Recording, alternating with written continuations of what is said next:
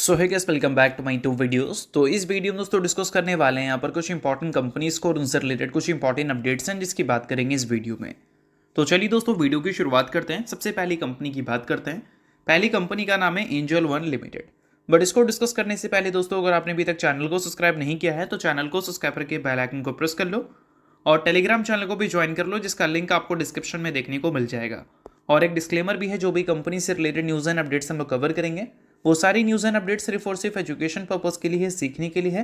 तो इसको किसी भी तरह का इन्वेस्टमेंट एडवाइस मत समझना, आप खुद से रिसर्च और एनालिसिस भी कर सकते हैं। तो चलिए दोस्तों वीडियो की शुरुआत करते हैं। सबसे पहले बात करते हैं एंजल वन से रिलेटेड कुछ इंपॉर्टेंट न्यूज़ एंड अपडेट्स के बारे में। सो दोस्तों आज के दिन की बात करें तो ये कंपनी आपको ज़बरदस्त फोकस में रहती हुई देखने को मिली थी। फोकस में रहने का सबसे बड़ा रीज़न ये है कि आज के दिन इस कंपनी में एक ह्यूज क्रैश हमें देखने को मिला था। क्रैश का नंबर 5 से 6% था, बट उसके बाद कुछ रिकवरी कंपनी में ज़रूर हमें विटनेस करने को मिली थी।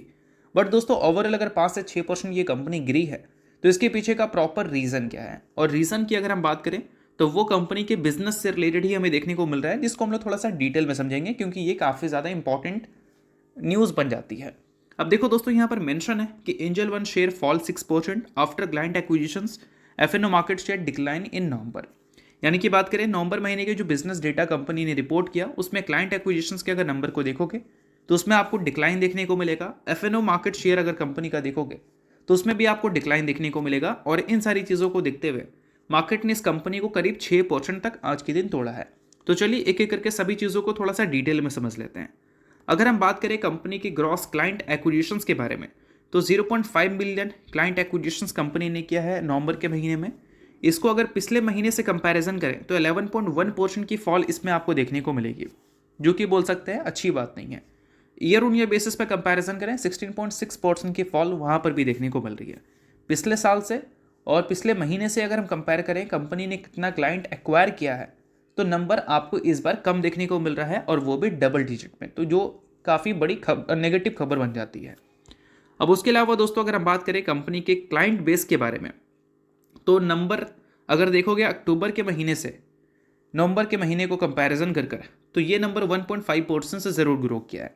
सिर्फ 1.5% से ग्रो किया है। अगर क्लाइंट एक्विजिशंस का नंबर सिंगल डिजिट में होता तो ये नंबर और भी बेटर हो सकता था, और वो अगर पॉजिटिव होता तो ये नंबर डबल डिजिट से ग्रो करता हुआ दिखता। ठीक है। और दोस्तों अगर हम बात करें कंपनी के ऑर्डर्स के बारे में, कितने ऑर्डर्स कंपनी ने एग्जीक्यूट किया है, तो वो नंबर है 117 मिलियन का। और इसको अगर कंपैरिजन करोगे लास्ट महीने से तो 12.3% की फॉल उसमें देखने को मिलेगी, और लास्ट ईयर से कंपैरिजन करोगे तो 10.4% की फॉल आपको देखने को मिलेगी। और जितने ज़्यादा कंपनी ऑर्डर एग्जीक्यूट करेगी उतना ज़्यादा कंपनी ब्रोकरेज से पैसा कमाती है, और ऑर्डर ही कंपनी कम एग्जीक्यूट की तो ऑब्वियस सी बात है कि कंपनी वहाँ से पैसा नहीं बना पाएगी। तो इस वजह से बोला जाता है कि अगर आप ट्रेड या इन्वेस्ट जो भी करते हैं, प्रॉफिट हो या नुकसान, आप ब्रोकर को, एक्सचेंज को, इन सब को कमा कर देते हो। चाहे आप कमाओ या ना कमाओ, उससे कोई मतलब नहीं है। ज़्यादा से ज़्यादा आप ट्रांजेक्शन्स करो मार्केट में, उससे आप अगले को पैसा कमा कर दोगे, भले आपके पॉकेट में जाए या ना जाए। और इस बार अगर देखोगे तो ऑर्डर्स कम एग्जीक्यूट हुए हैं, इस वजह से एंजल वन के जो नंबर्स हैं नवंबर के महीने का वो हमें खराब भी देखने को मिल सकते हैं जब कंपनी Q3 के नंबर्स को रिपोर्ट करेगी। अब देखो दोस्तों, एवरेज डेली ऑर्डर्स की अगर हम बात करें तो उसमें भी आपको विटनेस करने को मिली है डिक्लाइन। अगर मंथ ऑन मंथ बेसिस पे देखें तो 7.7% से डिक्लाइन देखने को मिल रहा है। ईयर ऑन ईयर बेसिस पे 15.1% से डिक्लाइन देखने को मिल रहा है।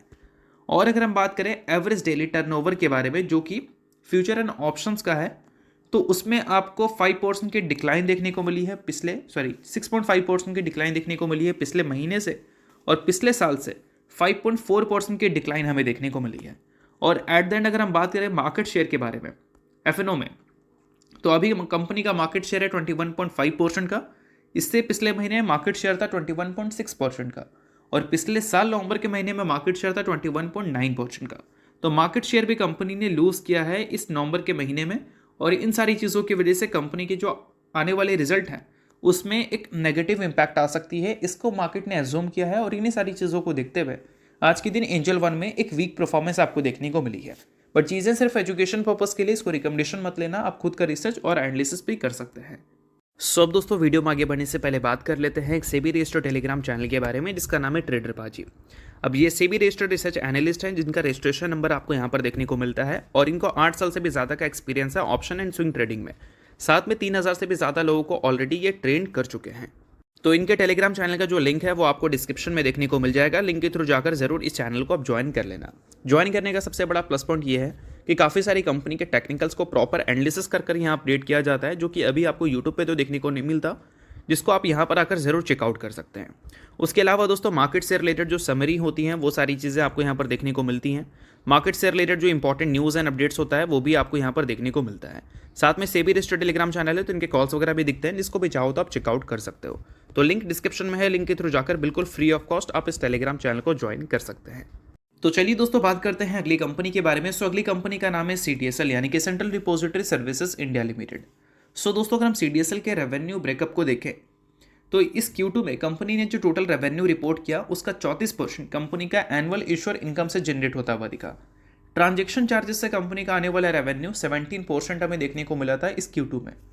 और ये जो नंबर है ये पहले के मुकाबले कम हुआ है और ये इसलिए कम हुआ है क्योंकि मार्केट में अगर हम वॉल्यूम्स की बात करें, इक्विटी मार्केट में मेनली, तो हमें पहले के मुकाबले कम देखने को मिली है और साथ में ट्रांजैक्शन चार्जेस को भी कंपनी ने रिड्यूस किया है। हाल ही में अक्टूबर के महीने का डेटा रिपोर्ट हुआ था दोनों एक्सचेंज का, और वो डेटा में बताया गया था कि कैश मार्केट का टर्नओवर कैसा है, एफएनओ मार्केट का टर्नओवर कैसा है। तो एफएनओ मार्केट का टर्नओवर तो चलो ठीक था। अगर हम बात करें कैश मार्केट के टर्नओवर्स के बारे में तो वो हमें देखने को मिल रहे थे कितने, 22.34 लाख करोड़, और जुलाई के महीने में इसका पीक था। और जुलाई के महीने से अगर कंपैरिजन करें तो ये नंबर में 32% की डिक्लाइन देखने को मिल रही थी। और CDSL जैसी कंपनीज एफएनओ से नहीं कमाती, वो कंपनी कमाती है कैश सेगमेंट से। कैश में जितने ज़्यादा ट्रेडिंग्स होंगे उतना ज़्यादा CDSL जैसी कंपनीज आपको पैसा बनाती हुई दिखेगी। और अभी रिसेंटली जो एंजल वन ने डेटा रिपोर्ट किया था जिसमें मेंशन है कि एंजल वन का जो ऑर्डर्स है वो हमें मंथ ऑन मंथ बेसिस पे 12.3% से गिरता हुआ दिखा और ईयर ऑन के बेसिस पे 10.4% से गिरता हुआ दिखा।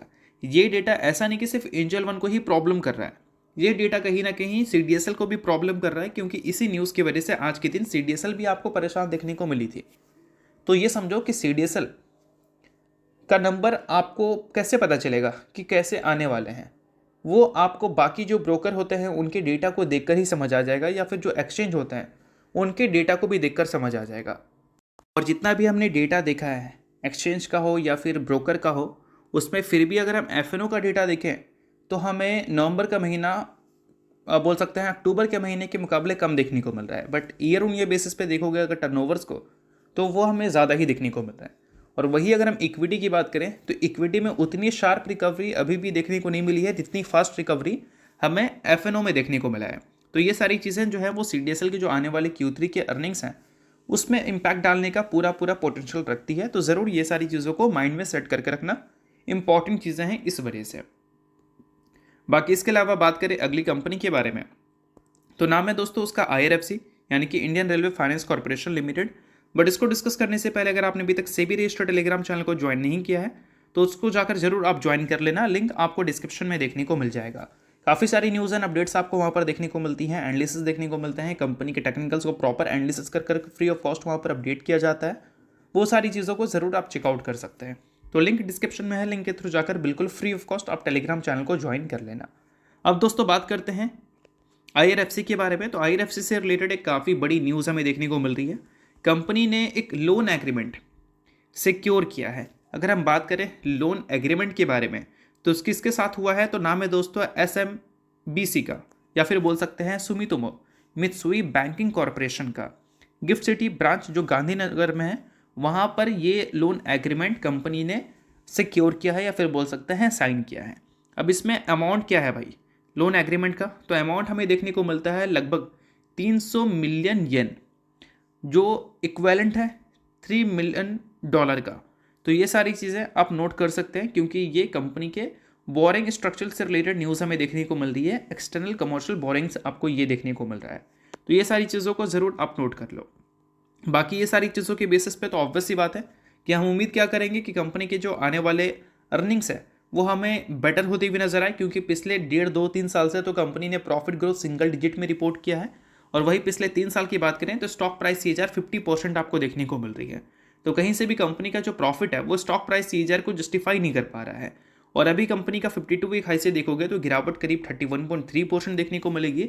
और ग्रोथ को देखते हुए पेग रेशो इस कंपनी का जो है वो 9.9 पे जा चुका है, यानी कि सुपर एक्सपेंसिव कंपनी के करंट वैल्यूएशंस को दिखा रहा है। ऑलरेडी वैल्यूएशंस अपने टॉप लेवल से बहुत ज़्यादा टूट चुका है फिर भी। तो इसका सबसे बड़ा रीज़न है अर्निंग पोटेंशियल, जो कि कंपनी में रिसेंट टाइम्स में तो दिखा नहीं है। और मार्केट एक बड़े कंसर्न में है कि आगे कंपनी उस चीज़ को दिखा पाएगी या नहीं। और अर्निंग पोटेंशियल अगर कंपनी का आगे चलकर डबल डिजिट में रहता है तो पिग रेशो अभी तो 9 पे है, बट आगे चलकर ये रिड्यूस हो सकता है। बट वो तभी रिड्यूस हो सकता है जब कंपनी के अर्निंग्स डबल डिजिट से ग्रो होने का पोटेंशियल रखती है। और रिसेंटली कंपनी ने बताया है कि वो सिर्फ रेलवे सेक्टर में नहीं, रेलवे के बाहर भी अपने आप को एक्सपैंड करेंगे सेम फाइनेंसिंग बिजनेस में। और ये सारी चीज़ें अगर कंपनी के अर्निंग्स को ऊपर ले जाती है तो बेशक कंपनी के बिजनेस के लिए ये एक अच्छी बात हम बोल सकते हैं। तो चलिए अब बात करते हैं अगली कंपनी के बारे में जिसने recently first ever stock split की अनाउंसमेंट की थी। 19,000 करोड़ का मार्केट कैप कंपनी का है। नाम है दोस्तों कंपनी का कैम्स, यानी कि computer age management services limited. 1:5 के रेशियो में कंपनी ने स्प्लिट दिया था। एक के बदले कंपनी ने 5 इक्विटी शेयर देने का फैसला किया था। स्प्लिट का रिकॉर्ड डेट परसों का है, फ्राइडे का। तो अगर आप इस कंपनी के शेयर होल्डर हैं तो बेशक इस चीज़ को नोट कर सकते हो। आप शेयर होल्डर नहीं हो आप इग्नोर कर सकते हो, न्यूज़ थी इस वजह से मैंने बता दिया। बाकी ये किसी भी तरह का रिकमेंडेशन नहीं है। तो होप करता हूँ ये वीडियो आपको अच्छा लगा होगा। लाइक कीजिए, पहली बार सब्सक्राइब कीजिए। वीडियो के लिए बहुत बहुत शुक्रिया।